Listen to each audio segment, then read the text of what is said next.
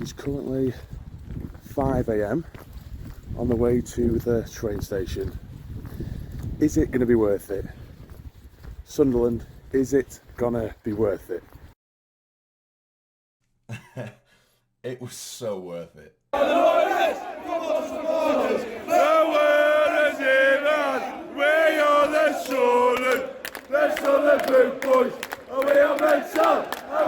One, two, three, four. Sunderland take over. Everywhere they go. Sunderland take over. Everywhere they go. Everywhere they go.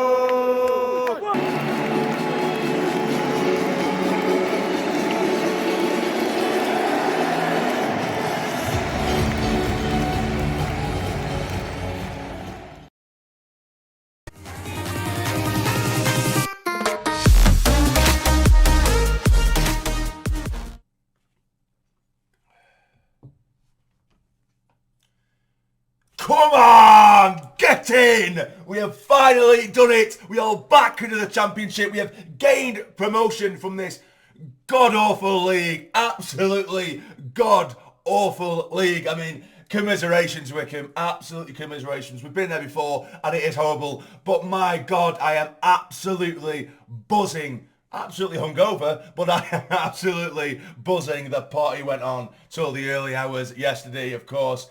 I went down and, oh my God, you know, we're drinking from a stupidly ridiculous hour, as a lot of people were, to be fair. But yeah, I pretty much drank my nerves, and there was a lot of nerves. So in turn, there was a lot of drinks. So, so yeah, it was an absolutely amazing day, and as you can tell, I'm just so happy, guys. I'm so happy. You know, I don't know whether you've seen Michael Bauer's video. I suggest you do. It is quite, some people found it funny, some people have found it quite heartwarming. My reaction to the end of the game, you know, the drink certainly influenced my reaction to the final whistle. But I think what it was, and you'll understand in a minute what I'm talking about, you know, the sort of past few years, how I feel like this club has been sort of mismanaged, mistreated. That's why we find ourselves in, or we did find ourselves in League One. The frustration, the hurt, the pain that we've gone through, the anger almost towards League One in general, and the desire, the desperation to get out of that league. You know, before that full-time whistle went, I was genuinely thinking to myself, what kind of reaction am I going to just naturally have here? Because surely I'm just going to, you know, fist bump the air, scream and shout as you'd expect me to do. And I just looked up and just cried. I could not stop crying. I looked like a man, baby. I really did. But you guys know that at the best of times I'm quite an emotional man. I wear my heart on my sleeve, but I could not for the life of me stop crying. Like I said, on Michael Bauer's video, you just see he's celebrating, he's fist bumping, he's going mental. Then I just come in off the side of the camera, just proper like, and I just put my head on his shoulder, and he's celebrating, and he's saying, he's like, Joel is hammered, and he is crying. And I was just booing into his shoulder, poor Michael, oh God.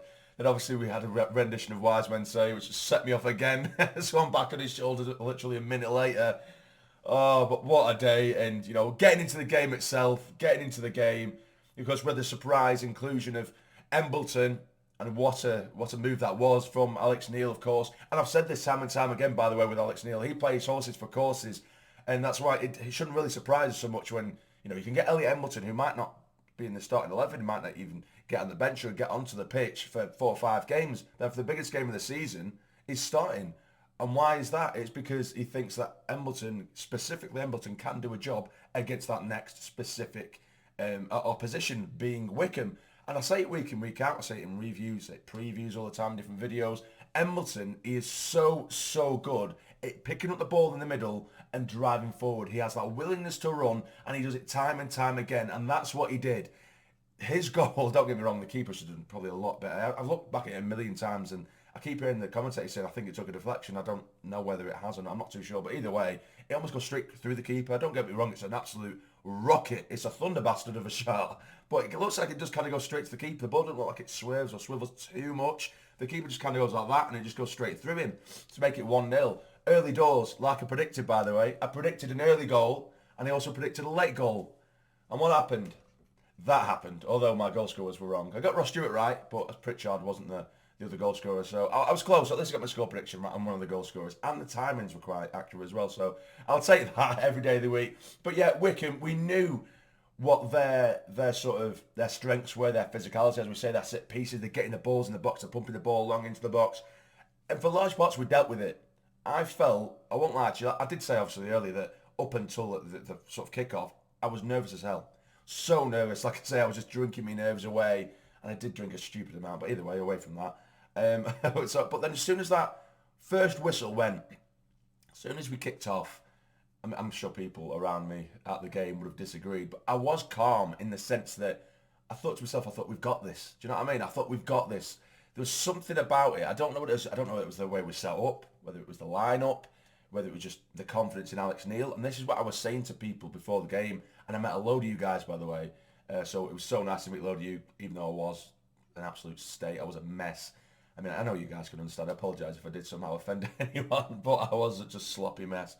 But I was telling everyone before the game, it's not even necessarily the players out that our strength and depth, maybe the quality of players we've got that was making me confident.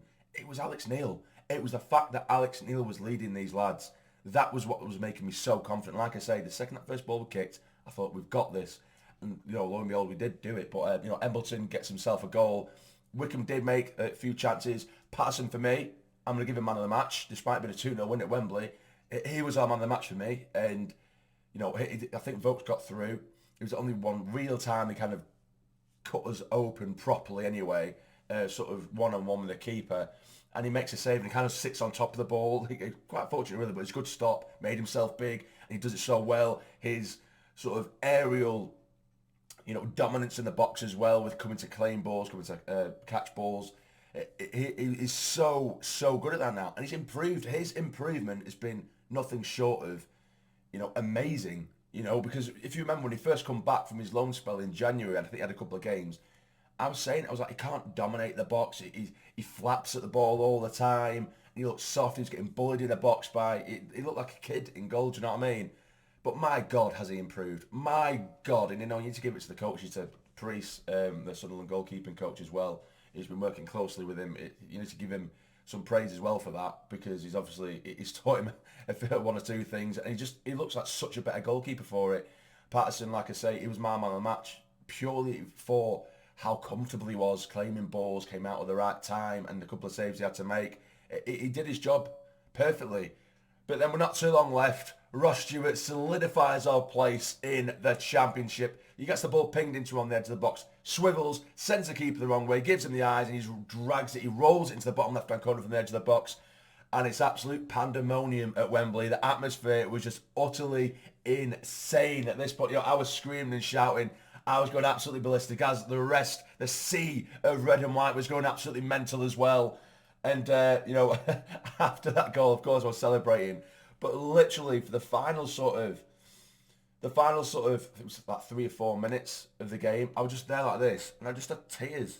Just slowly, they'll tear every now and then, because I could just feel it. I mean, I could not control my emotions whatsoever. And like I said earlier, I was just booing my heart out when that full-time whistle went. Because we've done it. We've finally done it. Sunderland are no longer a League One club, and that is no disrespect to League One. It's just such a difficult frigging league to get out of, and I hate it. I absolutely despise it. I do. We're in the Championship now. We're in the Championship, and I'll have a whole other video down the line. I'll have a whole other video down the line about the Championship, my wants, my sort of desires and predictions for the Championship. But that isn't for today's video. Today's video is just simply reveling and basking in our victory, in our promotion. That's all it is. That is what this is, guys. And like I say, me and my housemate have just been watching that video of Michael Bowers. Me and Michael Bowers, we've watched it on repeat this morning, just pissing ourselves. Just me, the way I just cry the second that full-time whistle goes, and I'm just sobbing on Michael's shoulder. It's just, like I said, I love this club. I absolutely love this club, and it means the world to me. So much of my life is revolved around Sunderland Association Football Club. So when we win anything, be it a 3-point game or be it a playoff final, it means the absolute world to me. Do you know what I mean? And that's when my emotions get the better of me, and it got the better of a lot of people. I can guarantee it. But yeah, it was just absolutely amazing. And I could feel like I could cry now, you know. I'm just such an emotional wreck at the minute. But yeah, and also, you know, like I say, I did meet a load of you guys. Whether people actually enjoyed an interaction with me yesterday, given the state of rain like. But I was saying as well, I said to a group of lads, and it was true somewhat as well. I said, you know, the thing is, you know, they said they watch my channel, they've liked it for years and all this kind of stuff. But really nice to hear. And I said, basically, if we lose today, then I don't think I can do another season in League One. I don't think I can cover League One again. I just don't want to. Essentially, I don't think I could bring myself to watch League One football than having to cover it again. So there was part joke, part seriousness in that. You know, I was leaning towards maybe stopping YouTube altogether if we did lose yesterday. Not purely because we would lose that one game, but of course, just another season in League One. I don't think I'll be able to hack it, but it means we've got jamsarny still. It means the channel's still going, guys. But there we are. Sunderland are now back in the Championship. I hope you all who did go had an amazing day. I hope people who had to watch it from home had an amazing day as well. You're still basking in the victory, enjoying your weekend. I'll probably get myself a nap in a minute because I've had very little sleep, and I don't feel so good. But yeah, thank you all so much for the support throughout the season. I'll see you very soon. I'll probably take a little bit of a break for a while and then come back strong and smash it for the Championship. But yeah, hit the like button for me. Subscribe if you are new, because Championship content will be coming to jamsarny's channel.